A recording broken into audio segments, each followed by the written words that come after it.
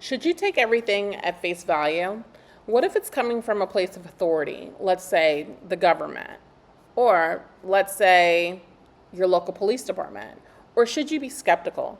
What if the subject was the passing of your 17-year-old son?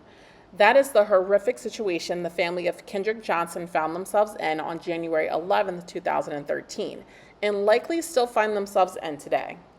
Hi, my name is Lachey, and welcome to Unmasking True Crime Misdeeds, a show where me and co host Marie look back on tragic moments in true crime to paint the scene in a different light. We try to remember that these people were more than just characters in storybooks, they were victims of unforgivably heinous acts. Today's episode is a little different. It revolves around the passing of a young man in his high school in Georgia, and the circumstances surrounding his passing are murky to say the least. There's quite a lot to unpack here and a lot of important details to cover to fully understand this case. So let's go ahead and get into it. This case is really dark to me. There's a lot that just is unknown, really.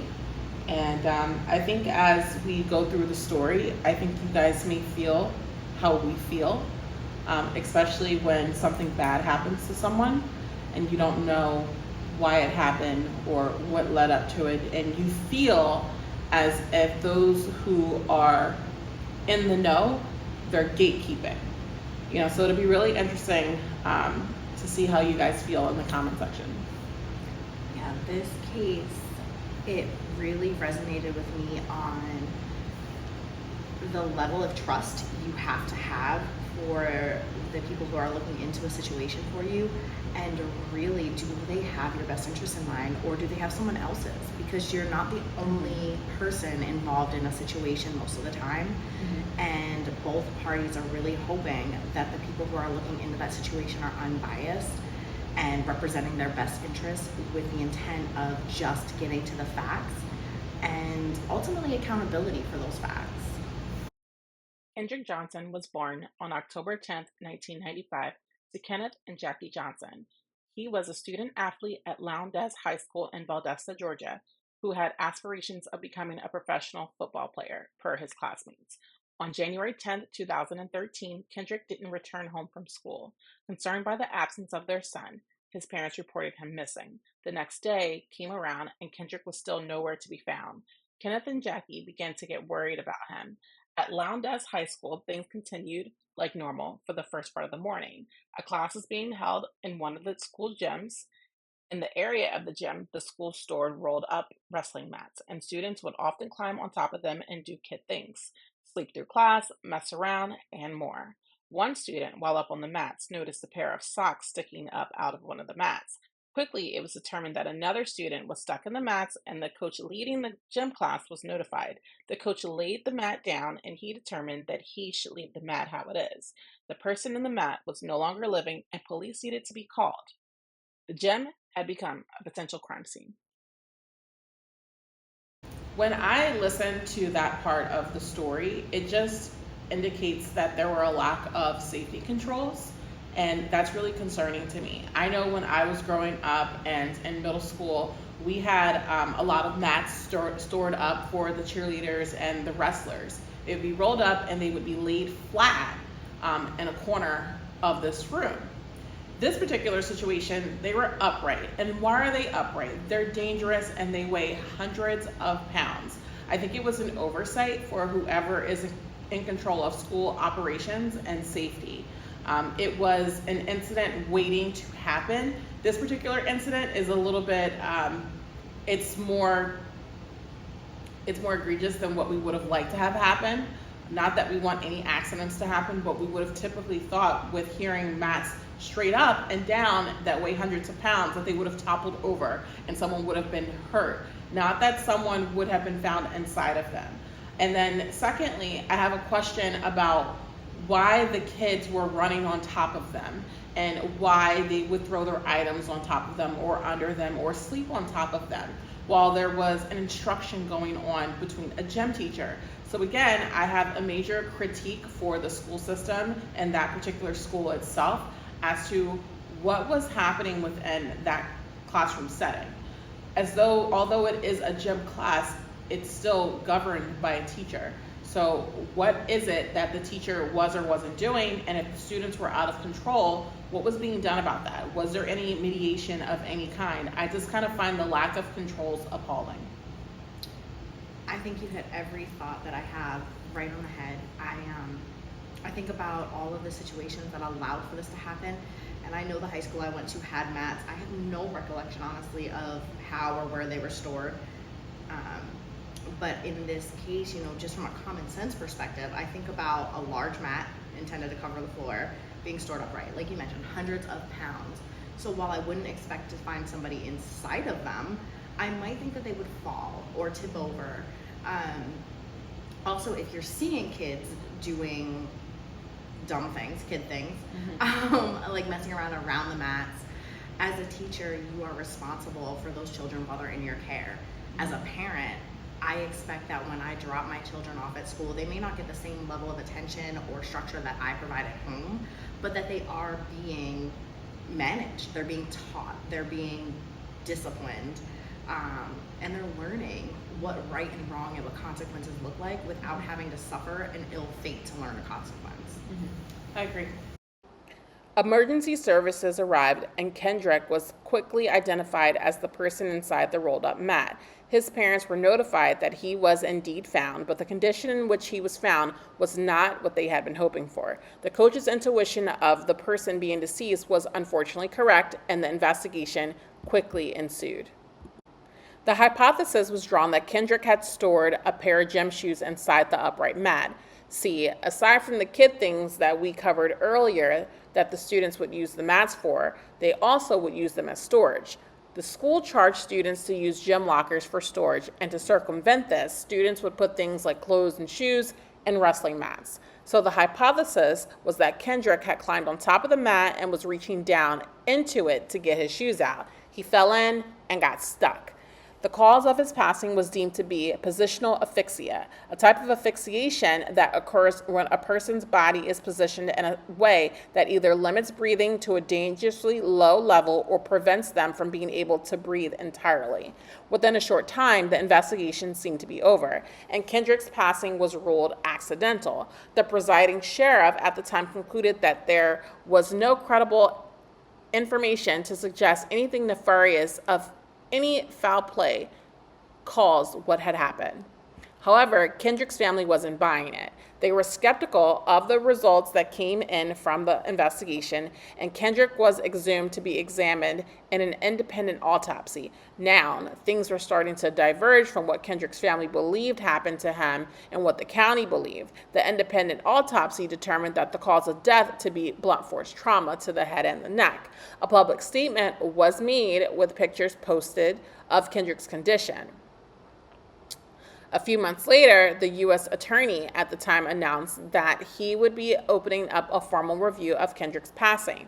Kendrick's family took legal action to request the coroner to do another government-sanctioned autopsy to redetermine the cause of death, but the request was delayed until the U.S. attorney publicized his report. Kendrick's family was starting to get frustrated. At this point, they also had the backing of a hefty majority of the neighborhood and surrounding communities. People around them were starting to demand justice for Kendrick. A rally was subsequently held 10 months after Kendrick's passing at Georgia State Capitol building to communicate these frustrations and bring light to the perceived lack of diligence regarding this investigation. A bit of divergence from the circumstances of Kendrick's passing, the next noteworthy event in the timeline involves how the funeral home treated his remains. According to the director, replacing missing internal organs with common materials like sawdust or cotton is fairly common. Kendrick had been filled with newspaper, and his family was understandably upset by this. It was ruled that while it could have been handled better, the funeral home had technically done nothing wrong. Okay, so, there was a long part of the segment, and I want to go back to the very beginning where they talked about the school having students pay for lockers. So, U.S. News has a ranking of all of the schools in the United States, and one of the factors that they speak to is the free lunch program, which is a federal program In this school, I believe it was like 90% of kids were getting free lunches, which lets us know that this is a lower economic area. And one of the things that I really want you to think about is if a student can't afford lunch, so $3, $4 for lunch, where are they getting money to pay for a locker? Right, it's craziness. And like, think back to high school. I carried, and this is going back so many years, a book bag. I had my jacket. I had my sneakers for gym. There's no way I'm walking around with all of this stuff. So if I can't afford a locker, and I need my stuff to stay safe because I don't want anybody to steal it. Right. You know, if your parents spend a decent amount of money, you spend a decent amount of money on shoes, you're going to put them any place you can, which explains why Kendrick put his stuff inside of a rolled up mat. Yeah, and if I could just like interrupt real quick, a lot of times where the gym is structured in schools is on the opposite end of where your physical locker may be. So it may not have made sense to go to your locker when you have a class that's right next to the gym, and now you have to haul 5 minutes across the school to make it to your class on time, or you're tardy. So I think we could probably take into accountability like logistics too. So maybe it wasn't even that he couldn't afford a locker or any of the kids couldn't. It could be that because it's a lower socioeconomic area, right? But also the logistics of it all. They're trying to make it to class on time. Because if you don't make it to class on time, that's a red mark. It is. And I think, so, you know, once we get past that and why the kids might be storing things, why one might be looking inside of a rolled up tube or reaching into it, you have these tubes standing upright. You have a class taking place in this room. And, you know, when did Kendrick go missing? Was it during first period? Was it after school? Because all we really know is that he didn't come home. Right. And that's when his parents began to worry. How did he get inside of that mat? And, you know, could it be nefarious? Yep. Could he have reached in and fell? In the beginning, maybe it looked that way. I've definitely got some questions. Yeah, I have questions. I mean, just growing up, and I'm going way, way back. And when our wrestling mats were rolled up, I was a cheerleader back in the day. The hole itself never appeared as if someone could crawl inside of it, ever. It never appeared that way. So while you can store your items inside of it, it was very, very clear that you could not crawl inside of it. And that was laying flat where we were actually able to have like a visual of it. So for him to have been found inside the mat as it was vertical, how did he get in there? How did he get in there? Because shimmying upside down, to me, it might be unlikely, because I know from looking at those mats when I was a kid that no one was fitting in there. I mean, we had girls on the cheerleading squad that was like 4'8", and she could not shimmy inside that thing. So it's really interesting how he was found inside that mat. Plus, if you think about it, if he falls in, somehow, some way, he's in this hole. Once you start to lose air, you panic. Natural reaction is to try and get out in any way possible, which would cause thrashing and flailing. And how did these mats stay upright? Exactly. It would have toppled over, and the way that the picture showed it would have fell over. It would have knocked others over too. So it's just really interesting the way that happened. Especially, so let's just say he wiggled inside of this mat. He was somehow able to fit inside this mat, and he's going after his shoes. Once he's in there and he starts losing his breath, how does the trunk of his body then make it inside the rest of that mat? I have questions. Me too. And then the funeral home, listening to what they did. So there's items that can go inside of the body, like sawdust and the like, right? Those are very generic items that can go inside the cavity of the body. Some don't even use any of that. They just embalm the body, and they don't put anything inside of it. During an autopsy, and I know this because I knew someone who was an embalmer, they remove the organs and they place them in a bag, and typically back in the body. His organs were never found, and that's not customary. Wait. Yeah. And you can imagine why the organs weren't found, because when the body was exhumed, the whole purpose is to retrieve the organs, because as you test the tissue and the organs, you can learn about what happened to the body by its effect on the organs. So did the heart stop beating first? Did they lose their breath first? It's all going to affect the way that the organ stops working, and a study can be done on that. And I also find it really insulting that newspaper was used and placed inside his body cavity instead of the actual organs, because newspaper in itself has a lot of energies, right? So if we're going to talk about, like, you know, the spiritual thought of it, yes, we know the body is going in the ground and the spirit has elevated, if you believe in that. And if we're going to go down that lane, newspaper holds a lot of energies. There's stories in there about different things that happen. Crime stories, weather, car accidents, horoscopes, just all the things that happen in life are written on newspapers.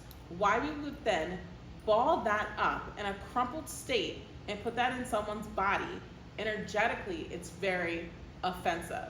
And I just wonder if his family members, if they were religious and they were not only offended when they knew that that process was not customary, it was different than what usually happens, and then hearing that it was newspaper and understanding like what a newspaper consists of, like energetically, it's very low vibrational.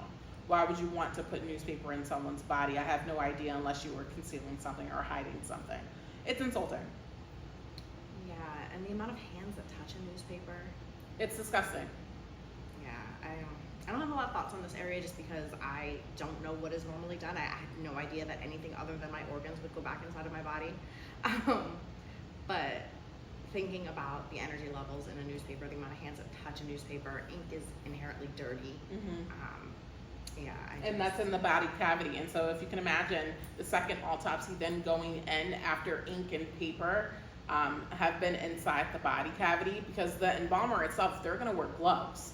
But a newspaper, you can't control where that's been at all. So very interesting. At the end of the year, nearly 12 months after his passing, footage from the school's cameras was released to CNN. In the footage, Kendrick's last moments were caught on camera. However, this footage would do next to nothing to definitively determine what happened to him. There is footage of Kendrick entering the gym where he was found, but no clear footage of him inside. No cameras covered the area where he was found. And there was a trend of events that contributed to the ambiguity of Kendrick's passing up to this point. And that trend will continue with the footage released to CNN. Upon being reviewed, there appeared to be a few hours of footage just missing. A few explanations existed for different cameras missing different amounts of times. Some cameras were motion triggered and would only record when motion was detected. Others were apparently not recording with the same timestamps at the same time, giving the illusion of footage missing. Kendrick's family, again, was skeptical of this missing footage. At this point in the timeline, they were beginning to suspect a cover-up. And while they were skeptical of the truth from the beginning, all of these discrepancies were adding up, and the Johnsons were not happy. Yeah, so on the day-to-day, we use video. And even thinking back to some of my earliest jobs where the video was grainy at best, where you could kind of make out shapes and not really the full, picture of someone. And I just, one of my questions is, was there skipping and missing footage prior to this? Even if they hadn't seen it, did anybody check? Or, right. Because I don't believe in coincidences. It's, a big thing for me. I just don't believe in them. Did anybody say, like, hey, they're skipping during the time that Kendrick went missing? Let's check and see if there had ever been skipping before, or if this seems out of the ordinary. And then, we see him go in clearly. We see that he never leaves. There's missing footage. As you mentioned, operationally, what is going on in this school, in this district, that allowed for this to continue? This is a horrific tragedy. And I think of all the other common school tragedies, and the controllables that could be in place to keep our students safe, keep our kids safe, our spouses safe if they work in a school. That's And right. you know, like, what happened? And then I think about that autopsy, the second autopsy, and how did we miss blunt force trauma on the first autopsy? I also wonder, did the family not get to see his body? I just, you know, did you see, and did these wounds, did these markings show up after the fact? Because we know, like, lividity can set in and things change. But really, how do we miss that? That's Right. huge. This Unless- case is really dark. And we may not have been looking for it. I'll give some benefit of the doubt. Mhm. They may not have been looking for it. You go in with the mindset of an accident. And I think that's where unconscious bias really plays a part. And if you go into an investigation with a preconceived notion, are you looking for facts to support what you already believe? Or are you really looking at the facts holistically to understand what happened? Right, and I think the family is going to start to suspect a cover-up, right? And so the question being, when we complete investigations, is to make sure that we have camera footage of entering and exiting wherever you were, and all of the intricate pieces of your time spent at a particular location is included. So the fact that there's a gap there provides a reasonable doubt as to if he was actually assaulted, because the jury will say, well, there's a block of time that we don't know anything about, so how can we actually say that the school is at fault and this kid was murdered, and we have to look further into it. With there being a large chunk of time, the jury, they really just don't know what happened. And Lachey, I think about it. If we go back to the beginning, there's students that are running and playing on these mats throughout the day and throughout classes. So and it's, you know, skipping my mind on what time Kendrick was last seen going into the gym, but were there no students after this that happened to go into this gym, happened to run upon these mats? How, if there were classes or sports that happened after school hours, how was he not seen? Right, exactly, because even if most cameras only record when there is movement, then where were all the kids? What happened during this gym? Our gym was the busiest place in our whole school. Yeah, it was. And it was said that they were using another part of the gym, but why? I remember when our gym teachers used to do that, it was because they had taken us outside. But was that the original plan? Why was this gym empty for the rest of the day and there was nothing recorded for hours? Even just a janitor coming in to clean something, Right. first of all, another operationalness. But Yeah, we got stuff to say. It's because we're mama. Eventually, Kendrick's family would take legal action. It began with a lawsuit against the county's Board of Education. The lawsuit basically stated that Kendrick was assaulted, suffered greatly, and ultimately lost his life on their watch. His family also stated that there was negligence in handling an incident they believe may have contributed to the assailant ending his life about a year earlier. There were reports of Kendrick being harassed on a racial basis by a white student, and the school ignored these reoccurring incidents. Another lawsuit would be filed by a different family in relation to the case, this time by the families of the two students who were the subjects of an article in Ebony magazine implying that they were responsible for Kendrick's passing. The article didn't name them directly, but everything else was written about them did not change. The case was already widely publicized at this point, and the details were all accessible, so connecting the article to the real subjects would not have been difficult. About 6 months after this, the Johnson family filed another lawsuit. This time, it was against 38 individuals and organizations. Among them were a few school staff members, students at the school, several members of law enforcement, and more. All of the defendants were believed by the Johnson family to have been involved in Kendrick's passing, a subsequent cover-up, and they were responsible for some sort of negligence surrounding the case. The students were believed to have been the ones responsible for Kendrick's passing. And one of the parents of the students was an agent for the FBI, whom the Johnsons believed were assisting in the cover-up.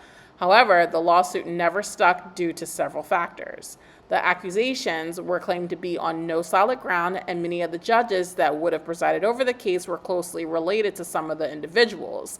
Remember the investigation ordered by the U.S. Attorney? After 2 years of investigating, he stated that the investigation was still ongoing and was fairly complicated. Despite this, it seemed as though no progress was made from 2013 to 2015. You know, I know we've talked about this before, but when I drop my child off at school, my expectation is that they are in not the same level, because I'm accepting that some things just won't happen, but that they are in good hands. They are safe. That you as a educator, as a school board system, are taking care of my child. Even if it's just from a logistical financial standpoint, you pay taxes. I think it's like 60% of your taxes go to the school. So you expect that they have their controllables in place. You expect that your child's best interest is in their first and foremost, of their minds. And when I hear about the bullying that took place leading up to this, I think that is such a huge issue in today's society. And we're seeing time and time again how these small bullying incidents have tragic results. I think about the Conrad Roy case. I think about every time I turn on the news and they talk about bullying, they talk about school shootings and things like that. These small, innocuous events from an outsider's perspective lead to big tragic consequences time and time again. I have to agree with that. His family, they filed this really large lawsuit, and essentially they made all of these individuals and organizations co-defendants. And I just wonder what the thought process was of their attorney that took on that strategy, and what they were thinking the result would be, and if they would go back in time and do something different. No suspects had been named, and no certain proof that there was foul play had been released. Even more uncertainty and frustration from the Johnson family. By 2016, the Department of Justice made a statement saying that no charges would be made in regard to Kendrick's case. And in 2017, just a year later, the Johnson's family was ordered to pay nearly $300,000 in fees to the defendants and their lawsuits. It's really interesting that they were ordered to pay back the individuals that the case was against for court fees and lawyer fees. Yeah, my understanding of the situations is that somebody has to approve bringing this case forward. A lawyer had to feel like there was some substance, some grounding, and this almost feels like a threat. Like, hey, we're gonna make you pay this money back. I don't know about you, but I don't have that money laying around. Or else. And what if they don't pay back? What if they continue moving forward? And I just wonder if this was kind of a legal or a political way of saying, drop it now. The case of Kendrick Johnson is a murky one, like we said at the start of the episode. There are a lot of details, and some of them make you question the circumstances of Kendrick's passing. Officially, it was a freak accident, but discrepancies still make one wonder what really happened to the young student athlete from a town in Georgia with hopes of one day playing professional sports. Regardless of the truth, our hearts go out to the Johnson family. Thanks for stopping by to learn about the case of the controversial passing of Kendrick Johnson. It is certainly a complex case that can be cause for some controversy. Let me know in the comment section what you think the truth behind all the details are. Though the circumstances are grim, I'm glad that you took the time to be here and learn a little bit about it. If you learned something or enjoyed this episode, make sure to like and subscribe and turn the post notifications on to get a heads up of when the new episode is up. I'm Lachey, and I'm here with my co-host Marie. Stay safe, and I'll see you next time.